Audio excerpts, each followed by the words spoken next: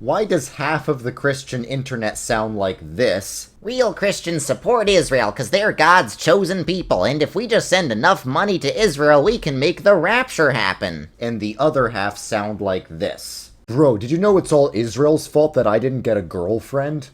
There are many political reasons why people might support or not support Israel, and that's not what this video is about. But when people support Israel for religious reasons, that comes from a theology called dispensationalism. Dispensationalists believe ethnically Jewish people are still God's chosen people, and that there's going to be a rapture before the second coming of Christ. This view is very popular among American evangelicals, but it's a very recent view in church history. It contradicts Catholicism, Orthodoxy, and traditional Protestantism. It was invented by John Nelson Darby, who didn't belong to any of these groups, because he had a new way of reading the Bible. Dispensationalism divides the story of the Bible into different time periods, or dispensations, where the rules of salvation work differently. For example, in the Old Testament, God made promises to the Jewish people, or Israel, and in the New Testament, God made different promises to Christians, or the Church. To simplify it, they see a lot of discontinuity between the Old and New Testaments, where God's people in the Old Testament are generally Jews, and God's people in the New Testament are generally Christians.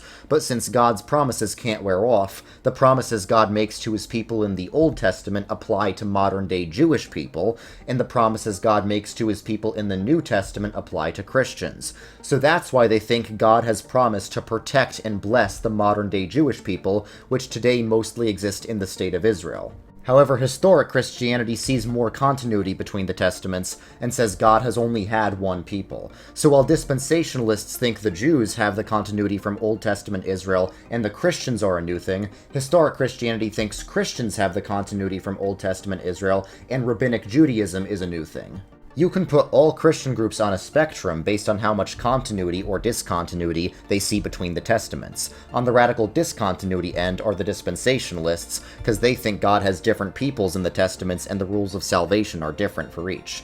On the radical continuity end are the Presbyterians. They're the ultimate anti-dispensationalists, because they think God has only ever had one people, one covenant, and the church has always worked the same way. That's why they believe in sola scriptura, where the Bible has more authority than the church, because the Bible can never be wrong and the church can be wrong. The reason they think this is because Israel was wrong many times in the Old Testament, and the church is identical to Israel. That's one of the reasons the Presbyterian church is very much against the modern-day state of Israel, and they're basically the only church to be officially condemned by the pro-Israeli Anti-Defamation League.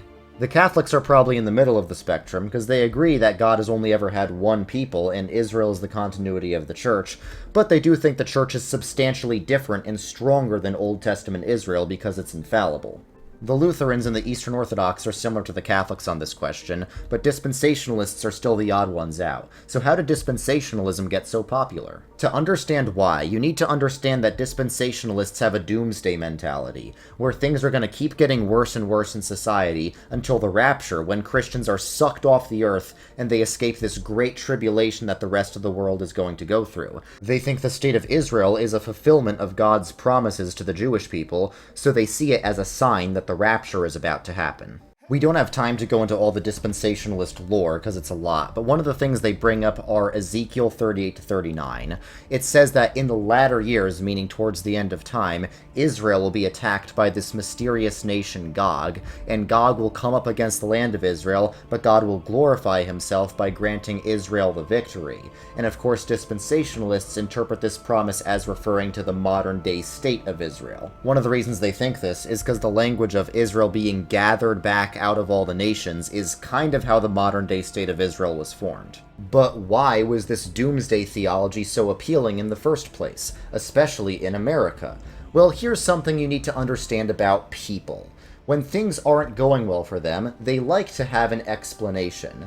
1800s America was a time of very rapid change, a bit too rapid for many people, so they faced an important decision. They could step up and confront the issues of the modern world, or they could find an excuse to retreat from the modern world. And John Nelson Darby, with his dispensationalism, gave them the ultimate excuse. Suddenly, Christians didn't have to put in the hard work of building up society when they could have hope of escaping it by the rapture. If society is just going to keep going downhill, there's no reason to invest in building it up. The only useful thing to do is retreat.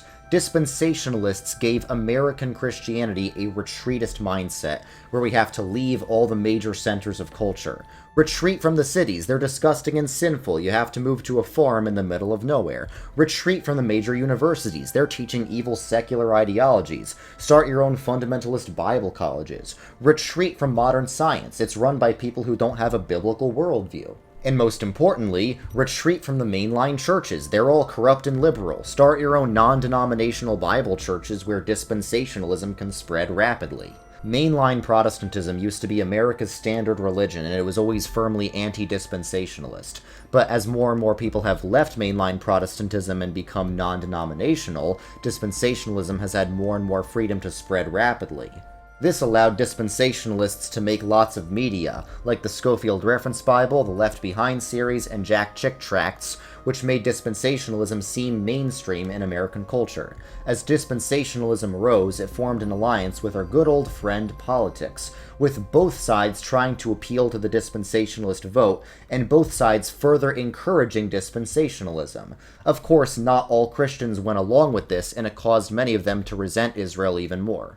In fact, it got so ingrained in American politics that many Christians who are not even dispensationalists started supporting Israel because they assumed it was the Christian thing to do. So today, lots of Christians think Israel is God's chosen people, and lots of Christians think Israel is responsible for all the evil in the world. But it's important to keep in mind that on the last day we won't be judged by our loyalty to Israel, but by our loyalty to Christ. Thank you for watching this video. If you want access to some exclusive content or just to support my channel, consider subscribing to my Patreon. You'll get access to all the old live streams as well as some private videos, and depending on what tier you subscribe to, you can request whatever video you want.